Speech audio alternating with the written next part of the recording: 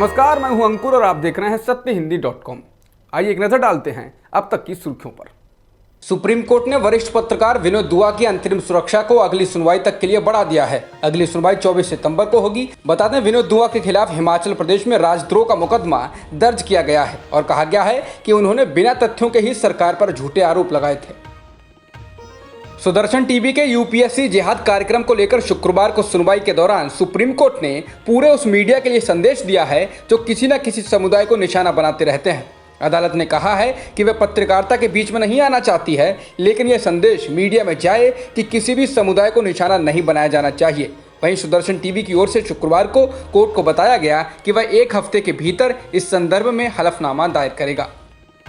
Sudarshan TV के show को लेकर हुई सुनवाई के दौरान आज जस्टिस के.एम. जोसेफ ने तीखे सवाल किए। उन्होंने कहा कि कार्यक्रम एक समुदाय के प्रति गंभीर अनादर रखता है। उन्होंने कहा कि हर कोई सत्ता के केंद्र में रहना चाहता है। आप जो कर रहे हैं वह यह है कि आप उन लोगों को हाशिए पर डाल रहे हैं जिन्हें मुख्य धारा में लाया जाना चाहिए। ऐसा करके आप उन्हें गलत हाथों में पड़ने को मजबूर कर रहे होंगे।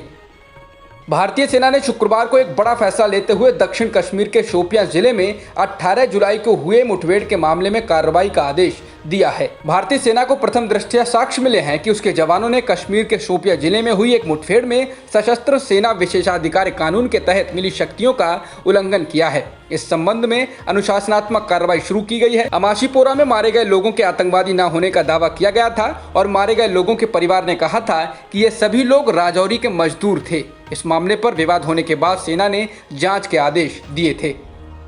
पीएम केयर फंड और अन्य मसलों को लेकर चर्चा के दौरान लोकसभा में जबरदस्त हंगामा हुआ। इस दौरान पहली बार ऐसा हुआ जब सदन की कार्रवाई को 4 बार स्थगित करना पड़ा। राज्य वित्त मंत्री अनुराग ठाकुर ने सदन में सोनिया गांधी का नाम लेकर दूध का दूध और पानी का पानी करने को लेकर टिप्पणी की थी। इस पर विपक्ष ने जमकर हंगामा किया। बात यहाँ तक पहुँच गई कि कांग्रेस नेता ने ठाकुर को छोकरा कहकर संबोधित किया। कृषि बिल को लेकर अकाली दल की इकलौती केंद्रीय मंत्री हरसिमरत कौर बादल के मंत्री पद छोड़ने के बाद हरियाणा में बीजेपी के सहयोगी दल जननायक जनता पार्टी यानी जेजेपी पर भी दबाव बढ़ गया है।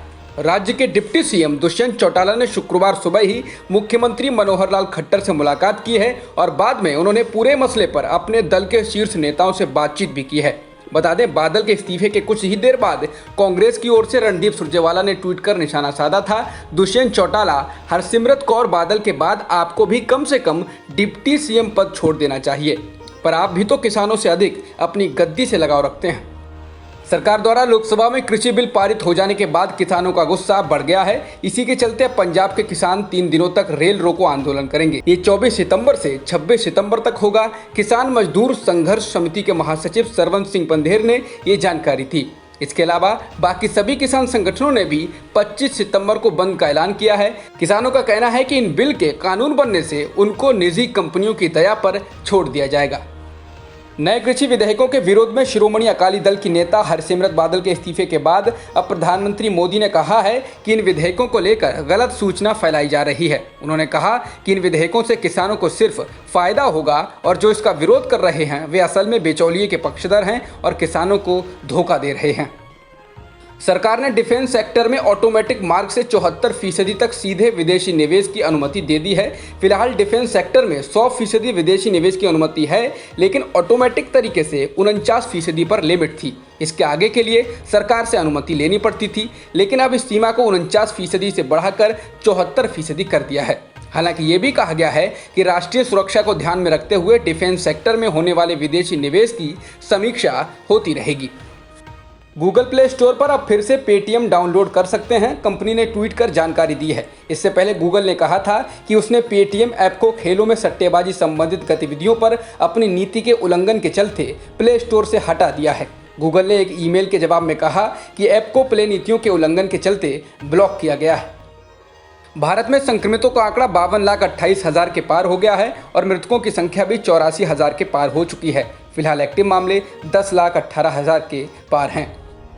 महाराष्ट्र में एक दिन में 21,000 से अधिक कोरोना संक्रमण के मामले दर्ज किए गए हैं और 405 लोगों की मौत हुई है, जिसके बाद राज्य में संक्रमितों का आंकड़ा 11,67,000 के पार हो गया और मृतकों की संख्या भी 31,791 हो चुकी है। दिल्ली में एक दिन में 4,000 से अधिक मामले दर्ज किए गए हैं और 23 लोगों की मौत हुई है। इसके साथ ही राज्य में संक्रमितों की संख्या 2,38,000 के पार हो गई और मृतकों की संख्या भी लगभग 5,000 हो चुकी है। फिलहाल एक्टिव मामले 32,000 से ज़्यादा हैं।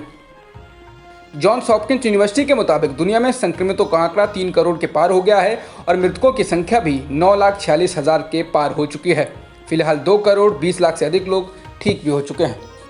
जॉन्स हॉपकिंस यूनिवर्सिटी के मुताबिक अमेरिका में संक्रमितों का आंकड़ा 66,77,000 से अधिक हो गया है और मृतकों की संख्या भी 1,97,000 के पार हो चुकी है। इसके अलावा ब्राज़ील में भी संक्रमितों का आंकड़ा 44,55,000 के पार हो गया और मृतकों की संख्या 1,35,000 के करीब है। अब तक की खबरों में इतना ही।